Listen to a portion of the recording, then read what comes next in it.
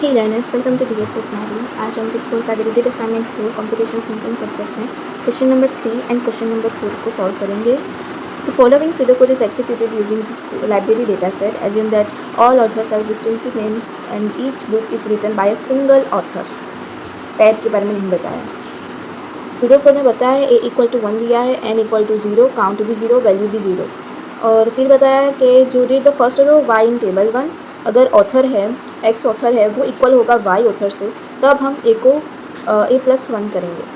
And else move y to table 3, and अगर आपका a बड़ा है n से तो फिर वो n इक्वल टू a होगा, और a जो होगा वो एक ही होगा, तभी काउंट इक्वल टू काउंट +1 करना है.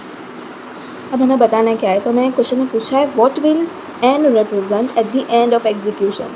तो यहाँ पर हमें n में इक्वल टू a बताया है, वो भी ऑथर्स के लिए. So option A, maximum numbers of books publish by an author.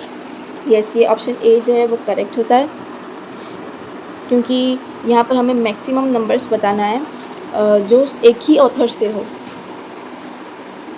अब जो n मैक्सिमम हम तभी यूज़ करते हैं जब हमें n इक्वल टू 1 दिया हो या फिर कोई लिमिट ना दी हो, दैट्स वाई. एंड यहाँ पर a को बड़ा तो बताया है n से, बट ये भी बताया है कि तब n इक्वल हो जाएगा a से. तो इसी वजह से maximum number of books publish by an author pair नहीं है. Option B, maximum number of books publish by a pair of authors, नहीं, पेयर्स की तो बात ही नहीं की गई है. सो ऑप्शन बी जो होगा वो इनकरेक्ट होगा.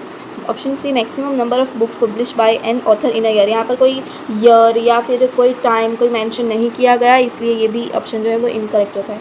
Option D, maximum number of books publish by a pair of author in year, ये भी इनकरेक्ट होगा, पेयर भी नहीं है और ईयर भी नहीं है. सो क्वेश्चन नंबर 3 का जो आंसर है only option A.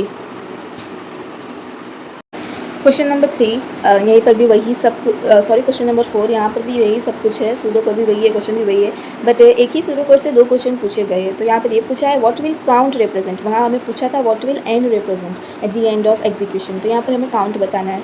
So option A, total number of books, नहीं, यहाँ पर बुक्स के बारे में मेंशन नहीं किया गया है, आई मीन बुक्स के बारे में नहीं बताना है.